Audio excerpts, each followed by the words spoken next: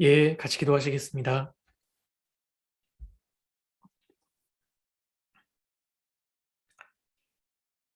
고마우신 아버지 하나님, 크신 은혜에 진심으로 감사드립니다.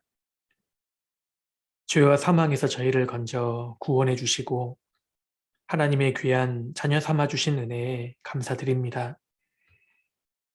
또 주님의 몸된 교회 가운데 거할 수 있도록 도와주시고 때마다 일마다 저의 마음을 붙들어 주시고 또 늘 사랑으로 인도해 주심을 감사드립니다. 코로나19가 또 장기화됨에 따라서 저희들의 마음이 지치고 또 흔들릴 때가 많이 있습니다. 마지막 때에 세상에서 믿음을 보겠느냐 하신 주님의 말씀대로 저희 자신을 또 돌아보고 또 돌이킬 부분에 대해서는 단호함을 허락해 주시기를 간절히 기도드립니다. 역사의 마지막 때에 변함없이 주님의 일을 행할 수 있도록 저의 마음을 붙들어 주시고 저희를 통해서 주님의 더 크신 역사가 나타날 수 있도록 도와주옵소서.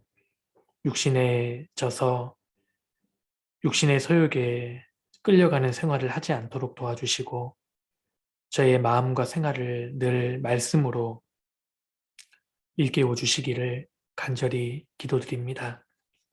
교회가 주님의 이름으로 계획하는 모든 일들마다 주님이 함께해 주시고 영광을 나타내 주시기를 간절히 기도드립니다. 문서선교부 형제 자매님들 일일이 붙들어 주시고 저희들의 가정과 또 저희들이 만나는 모든 사람들 복음을 전할 수 있도록 도와주시고 온전케 해주시기를 또 간절히 기도드립니다.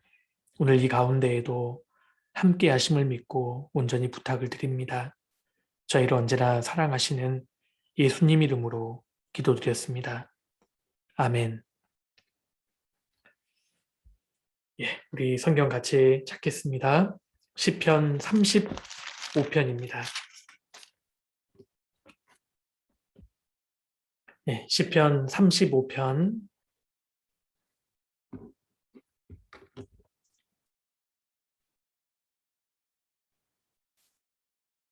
시편 35편 1절부터 제가 몇 구절 읽어드리겠습니다. 35편 1절입니다. 여호와여 나와 다투는 자와 다투시고 나와 싸우는 자와 싸우소서. 방패와 손 방패를 잡으시고 일어나 나를 도우소서. 창을 빼사 나를 쫓는 자의 길을 막으시고 또 내 영혼에게 나는 내 구원이라 이르소서. 내 생명을 찾는 자로 부끄러워 수치를 당케 하시며 나를 상해하려 하는 자로 물러가 낭패케 하소서. 저희로 바람 앞에 겨와 같게 하시고 여호와의 사자로 몰아내소서. 저희 길을 어둡고 미끄럽게 하시고 여호와의 사자로 저희를 따르게 하소서. 저희가 무고히 나를 잡으려고 그 그물을 웅덩이에 숨기며 무고히 내 생명을 해하려고 함정을 팠사오니 멸망으로 졸지에 저에게 임하게 하시며 그 숨긴 그물에 스스로 잡히게 하시며 멸망 중에 떨어지게 하소서. 내 영혼이 여호와를 즐거워하며 그 구원을 기뻐하리로다. 예, 됐습니다. 시편 35편은 억울한 일을 당한 그 상황에 또 말할 수 없는 공경에 빠져 있는 성도들에게 정말 감당하기 어려운 원수 같은 사람을 만난 상황에 있는 그런 성도들에게 위로와 공감이 되는 그런 성경입니다. 혹시 우리 문선부 형제 자매님들 중에도 그런 처지에 있는 분이 계시다면 특별히 이 시편을 읽을 때 뭔가 깊이 와닿는 것이 있었을 겁니다.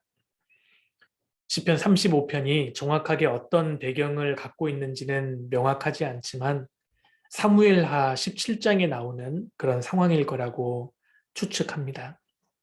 사무엘하 17장을 보면 다윗의 아들 압살롬이 다윗을 반역하는 장면이 나옵니다. 그리고 아히도벨이라는 사람도 나오지요. 이 사람은 원래 다윗의 모사였습니다. 다윗 옆에서 다윗을 도와주었던 제갈공명 같은 사람이었고 다윗과 아주 친밀한 사람이었습니다. 사무엘하 23장을 보면 다윗의 30용사 중에 한 사람인 엘리암의 아버지이기도 하고 그리고 밧세바의 할아버지이기도 합니다. 수십 년 동안 다윗과 생사고락을 같이 했고 아이도벨의 전략으로 실제로 다윗은 많은 전쟁에서 승리를 거두기도 했습니다.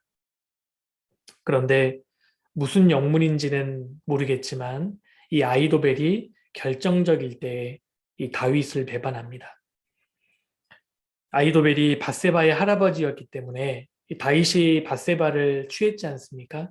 그 일을 마음에 담아두고 있어서 다윗을 배반했다. 그렇게 주장하는 사람도 있지만 정확한 이유는 성경에 나오지 않습니다. 이 압살롬이 반역을 일으키자 아이도벨이 압살롬 편에 서게 됩니다. 그리고 이 아이도벨의 계략 때문에 다윗이 얼마나 많은 고통을 겪게 되는지 모릅니다. 압살롬이 백두대낮에 다윗의 후궁들을 공개적으로 범하는 그 끔찍한 일을 저지를 때 그런 악한 계략을 낸 사람이 아이도벨입니다. 다윗이 예루살렘 왕궁을 빠져나와서 피신할 때 그 뒤를 빨리 쫓아가서 죽이라고 했던 사람이 역시 아이도벨입니다. 만약에 압살롬이 아이도벨의 말대로 했다면 다윗은 그때 죽었을지도 모릅니다. 이처럼 다윗에게 아주 친밀했던 아이도벨이 다윗을 배반합니다. 12절 보시겠습니다. 12절 내게 선을 악으로 갚아 나의 영혼을 외롭게 하나 나는 저희가 병들었을 때 굵은 베옷을 입으며 금식하여 내 영혼을 괴롭게 하였더니 내 기도가 내 품으로 돌아왔도다. 내가 나의 친구와 형제에게 행함같이 저에게 행하였으며 내가 굽히고 슬퍼하기를 모친을 곡함같이 하였도다.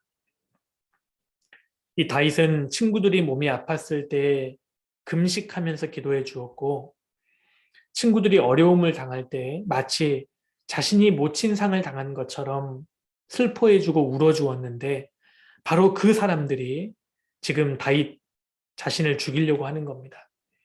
다윗의 선을 악으로 갚은 것이지요. 다윗은 가장 가까웠던 사람들에게 배신을 당했습니다. 그리고 지금 대단한 공경에 빠져 있습니다. 4절에 보시면 내 생명을 찾는 자로 지금 다윗의 생명을 찾고 있는 사람들이 있었습니다. 7절에 보시면 저희가 무고히 나를 잡으려고 무고히 내 생명을 해하려고 까닭 없이 지금 이유 없이 다윗을 잡아서 해하려고 하는 사람들이 많았던 겁니다. 11절에 불의한 증인이 일어나서 내가 알지 못하는 일로 내게 힐문하며 그러니까 얼마나 다윗이 억울했겠습니까?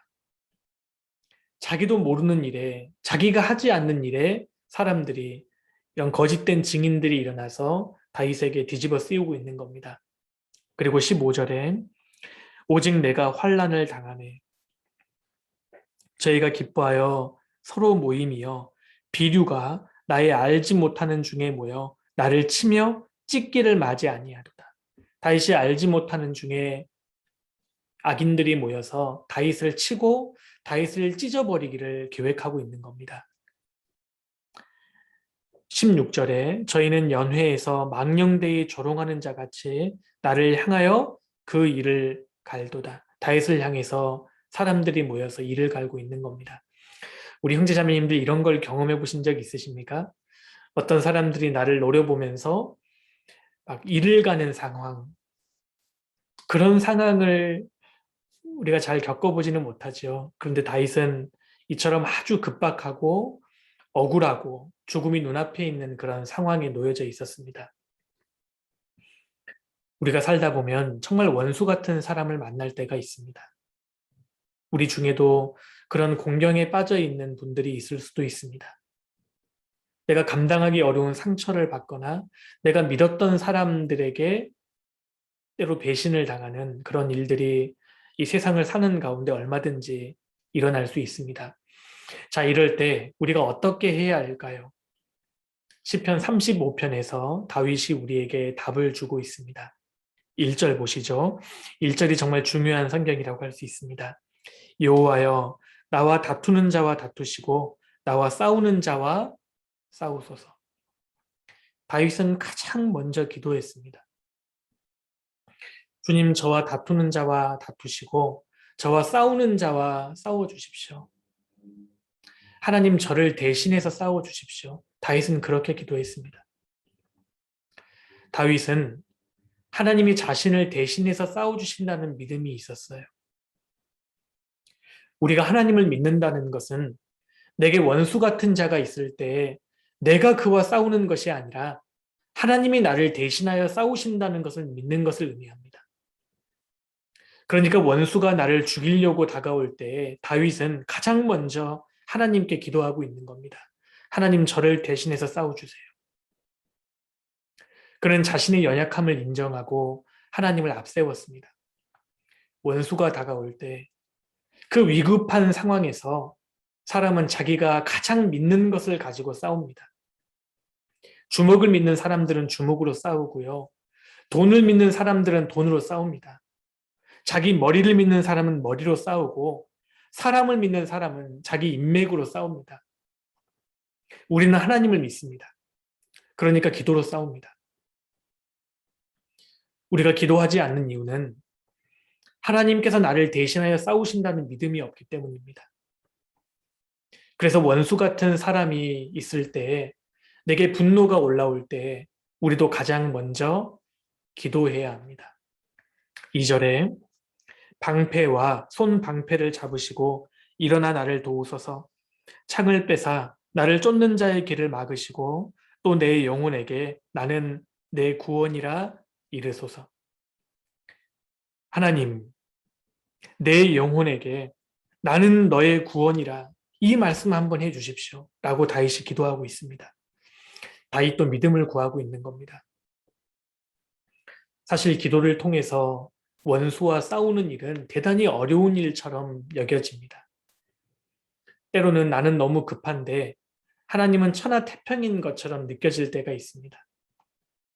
내 인생은 정말 급한데 하나님은 주무시는 것처럼 여겨질 때가 있습니다. 다윗도 그러했습니다. 17절에 주여 어느 때까지 관망하시리이까?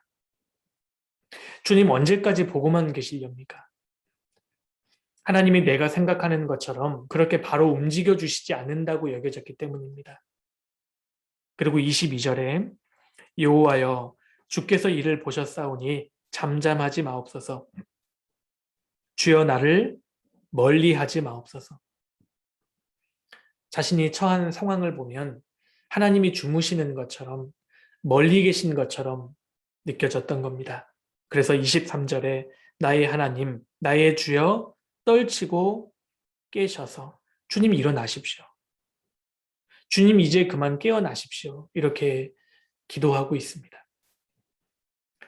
다윗이 자신의 상황을 보면 악한 자들이 이미 승리한 것처럼 보였습니다. 24절에 여호와 나의 하나님이여, 주의 공의대로 나를 판단하사 저희로 나를 인하여 기뻐하지 못하게 하소서. 저희로 그 마음에 이르기를 아하 소원 성취하였다 하지 못하게 하시며 우리가 저를 삼켰다 하지 못하게 하소서. 이미 모든 세상은 악한 자가 다 차지한 것처럼 보였습니다. 하나님께 내가 이렇게 간절히 기도하고 매달렸는데 도대체 하나님은 왜 이렇게 하시나, 그렇게 여겨질 때가 있었던 겁니다. 그런데요, 정말 그때 나의 믿음이 드러납니다. 내가 하나님을 진짜 믿는가 하는 것이 그제서야 드러납니다. 사람들이 다 나를 해하려고 원수같이 다가올 때, 그때 우리가 하나님을 믿어야 합니다. 그리고 하나님이 정말 믿어지면 원수 갚는 것도 맡겨져요. 원수를 만났을 때 실패하는 가장 큰 이유가 내가 해결하려고 하기 때문입니다. 내가 갚으려고 하기 때문에. 급하니까 자기 힘으로 그 문제를 대처하려고 하기 때문에 문제는 더 꼬여 들어가게 되는 겁니다. 우리가 하나님을 믿기 때문에 하나님께 완전히 맡길 수 있어야 합니다. 다윗은 하나님께 말로만 기도했던 것이 아닙니다. 다윗은요, 하나님께 정말 다 맡겼습니다. 하나님, 내 원수 갚아주세요. 하나님, 저를 대신 싸워주세요. 하나님, 주무시지 마세요. 다윗은 정말 그렇게 기도했고 하나님께 다 맡겼습니다. 그런데 여기서 우리가 주목할 수 있는 점은 다윗이 그렇게 기도했지만 직접 원수를 갚으려고 하지 않았다는 겁니다. 다윗은 하나님께 원수 갚아달라고 간절히 기도했습니다. 그런데 그는 직접 압살롬과 아히도벨과 싸우려고 하지 않았다는 겁니다. 하나님께 다 맡겼거든요. 다윗은 만약에 하나님이 나를 여전히 왕으로 인정하신다면 결국 하나님이 돌아오게 하실 것이다. 만약 하나님이 정말 나를 징계하길 원하신다면 내가 싸워서 무슨 소용이 있나? 다윗은 자신이 살고 죽는 것 하나님께 정말 다 맡겼습니다. 이스라엘의 왕이 되느냐 아니냐도 하나님께 다 맡겼어요. 원수 갚는 것도 다 맡겨버렸습니다. 말할 수 없이 억울하지만 하나님께 기도만 했지 자신이 갚으려고 하지 않았습니다. 우리도 그렇게 해야 합니다. 우리도 그렇게 할 수 있습니다. 다윗도 그렇게 했지 않습니까? 하나님께서 이 다윗의 내용을 성경에 기록하신 까닭은 우리에게도 그렇게 하라고 하시는 겁니다. 그렇게 했을 때 그러면 하나님이 역사하실 수 있습니다. 내 삶 속에서 하나님의 역사가 없는 이유는 결국 내가 갚으려고 하기 때문입니다. 하나님을 진짜 믿지 않으니까, 하나님께 진짜 맡기지 않으니까 하나님이 역사하실 수 없는 겁니다. 우리 로마서 12장을 찾겠습니다. 로마서 12장입니다.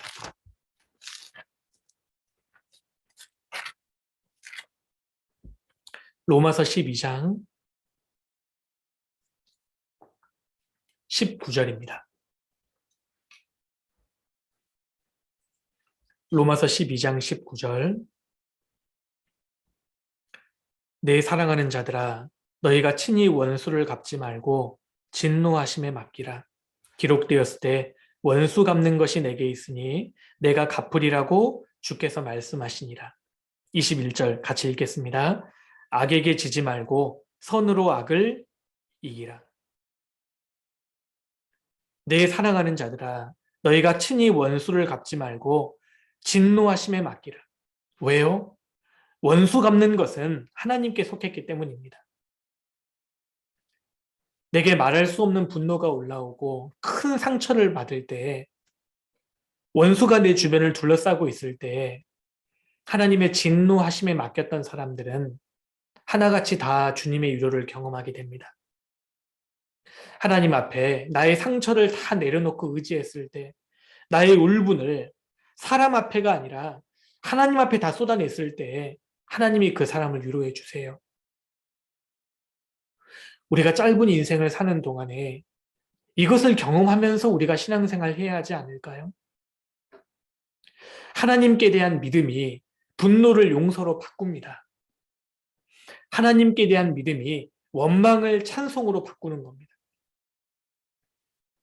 하나님께 대한 믿음이 분노를 용서로 바꾼 대표적인 케이스가 요셉 아니었습니까? 아버지 야곱이 죽자 요셉의 형들이 요셉을 찾아와서 부탁합니다. 이제 용서하소서. 아버지가 죽자 요셉이 이제 본색을 드러내서 자신들에게 복수하지 않을까 걱정되어서 요셉에게 그렇게 부탁한 겁니다. 이제 용서하소서. 요셉이 그 말을 듣고 울었다고 되어 있습니다. 요셉의 형들은 아직까지 자신들의 믿음과 자신들의 그 좁은 마음으로 요셉을 생각하고 있는 겁니다. 요셉이 그 말을 듣고 울었습니다. 그리고 이렇게 이야기합니다. 두려워 마소서. 내가 하나님을 대신하리이까. 두려워 마소서. 내가 하나님을 대신하리이까. 요셉은 이걸 알고 있었습니다. 하나님의 진노하심에 맡겼던 사람이 요셉입니다. 하나님을 진짜 믿었어요. 하나님이 나를 대신하여 싸워주신다. 그 믿음이 있었기 때문에 분노를 용서로 바꿨습니다. 다윗이 압살롬의 그 모반으로 인해서 도망가고 있을 때 시므이라는 사람이 다윗을 향해 돌을 던지면서 저주하지요. 피를 흘린 자여, 비루한 자여, 가거라, 가거라. 세상에 그 위대한 다윗 왕에게 비루한 자여, 먼지를 흩날리면서 저주했습니다. 그때 다윗 옆에 있었던 아비새가 이 죽은 개가 어찌 내 주 왕을 저주하리이까? 나로 건너가서 저의 머리를 베게 하소서. 그렇게 말하죠. 그때 다윗이 이렇게 이야기합니다. 다윗은 믿음의 사람이었습니다. 여호와께서 저에게 명하신 것이니 저로 저주하게 버려두라. 억울하지만 하나님께서 저 사람을 통해서 나를 저주하신 것인데 내버려두라. 하나님이 갚으시겠지. 내 인생을 하나님 안에서 해석하면 분노를 이길 수 있습니다. 내 인생을 그리스도 안에서 해석하면 상처를 이길 수 있습니다. 내가 하나님을 대신하리이까? 우리가 주님보다 앞서지 말아야 합니다. 나를 비난하고 오해하는 사람이 있을지라도, 큰 배신을 당했을지라도 주님이 갚아주실 것을 믿고 기다려야 합니다. 원수 갚는 것이 내게 있으니 내가 갚으리라. 보수는 내 것이라 내가 갚으리로다. 다윗은 그것을 믿었기 때문에 다 맡길 수 있었습니다.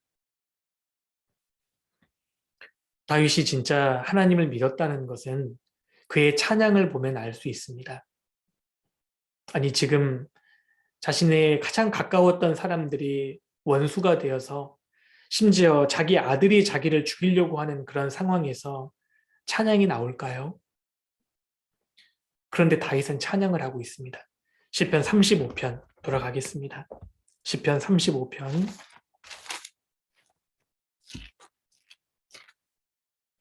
35편 28절입니다. 시편 35편의 마지막은 하나님께 대한 찬송으로 끝이 납니다.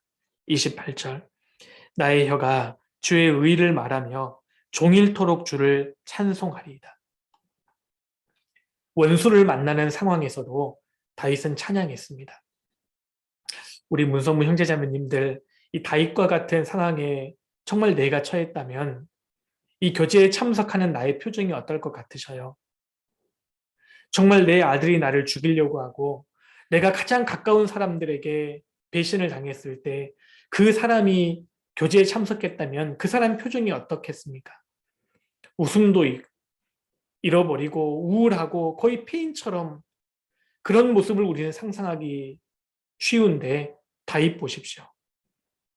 하나님을 찬양하고 있습니다. 이것이 어떻게 가능할까요? 우리가 인생을 사는 동안에 정말 나쁜 사람 만날 수 있습니다.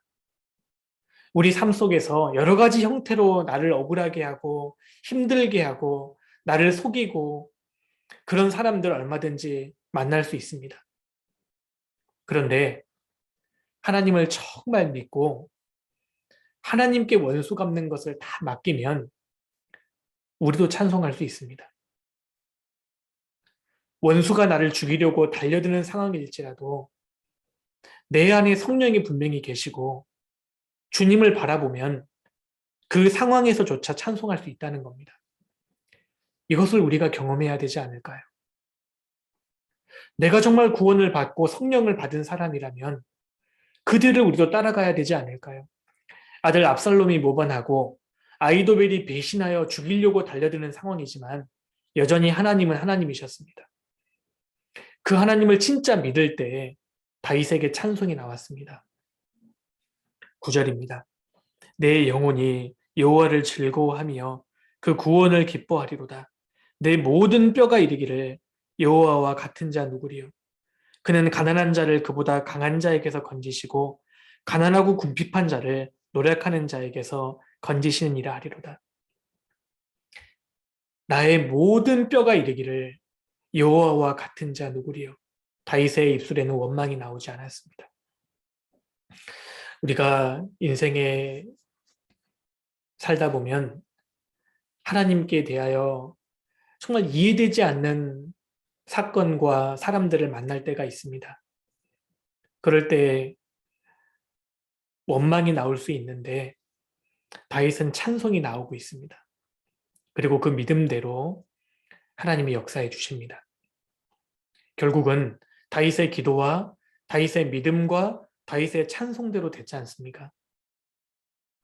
우리는 이 사건의 결과를 성경을 통해 알고 있습니다. 아이도벨이 다윗을 죽이려고 압살롬에게 지금 즉시 다윗을 쫓아가서 죽이라고 이야기하지만 하나님께서는 후세라는 또 다른 사람을 세워서 압살롬에게 다른 이야기를 하게 합니다. 후세가 압살롬에게 이야기했습니다. 다윗은 보통 사람이 아닙니다.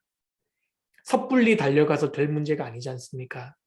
나중에 군사를 갖추고 힘을 더 모아가지고 그때 가서 싸우셔야 합니다. 지금 쫓아갔다가는 독이 오를 대로 오른 다윗을 이길 수 없습니다. 압살롬은 이 후세의 말을 듣고 쫓아가지 않았습니다. 다윗은 후세 덕분에 그 위기를 모면하게 되고 이 아이도벨은 자기의 계략이 통하지 않는 것을 깨닫고 야, 이거 다윗이 돌아오겠구나. 압살롬은 얼마 못 가겠구나. 그리고 고향으로 내려가서 스스로 목숨을 끊습니다. 다윗이 죽을 것 같은 상황이었지만 결국 모든 일을 하나님께서 섭리하셨습니다. 언제나 길은 있습니다. 죽을 것 같은 위기에 몰려도 항상 살 길은 있습니다. 믿음이란 무엇입니까? 믿음은 나를 대신하여 싸워주시는 주님을 바라보는 겁니다. 다윗은 정말 기도했고 말로만이 아니라 하나님께 다 맡겼습니다. 자신의 걱정, 자신의 염려, 자기의 생명, 자기의 장래, 모든 것, 심지어 원수 갚는 것까지 다 맡겼습니다. 그래서 그는 찬송하고 승리할 수 있었습니다. 하나님이 다윗의 인생 가운데 역사하실 수 있었던 겁니다. 혹시 우리 형제 자매님들 가운데 인간관계 때문에 정말 힘들어하시는 분이 계십니까? 가정에서, 직장에서 배신을 당했다거나 너무 어려운 상황에 계신 분이 혹시 있으십니까? 그렇다면 이제 진짜 하나님을 믿어야 할 때입니다. 그리고 하나님을 진짜 믿고 오히려 찬송으로 그 믿음을 증명해 보여야 합니다. 결국 우리에게 필요한 것은 믿음입니다.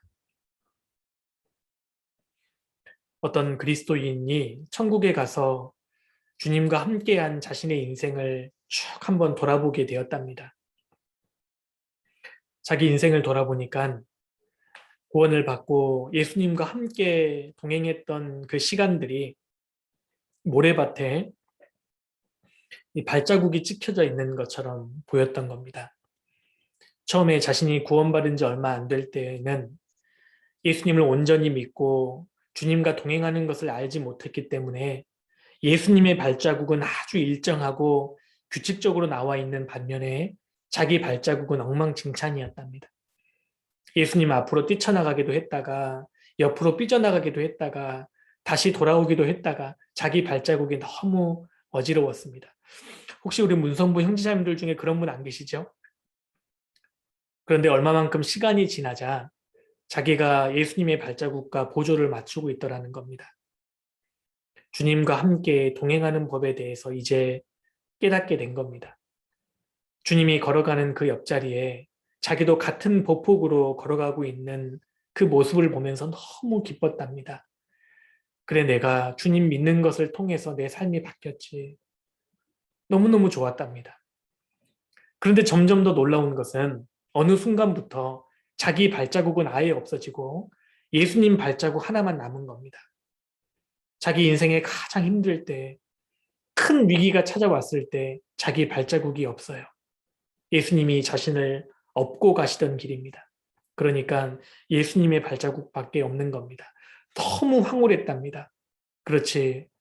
내 인생의 고난 때에 예수님이 나를 업어주셨지. 나는 예수님과 하나 되어서 그렇게 살았어. 너무너무 흐뭇해했습니다. 그런데 조금 더 가면서 당황스러운 것이 다시 자기 발자국이 나타나더니 이제는 처음보다도 더 어지러운 겁니다. 처음 구원을 받았을 때보다 비교가 안 될 정도로 자기 발자국이 엉망진창이었습니다. 내가 어떻게 이렇게 혼란스럽게 살 수 있었을까?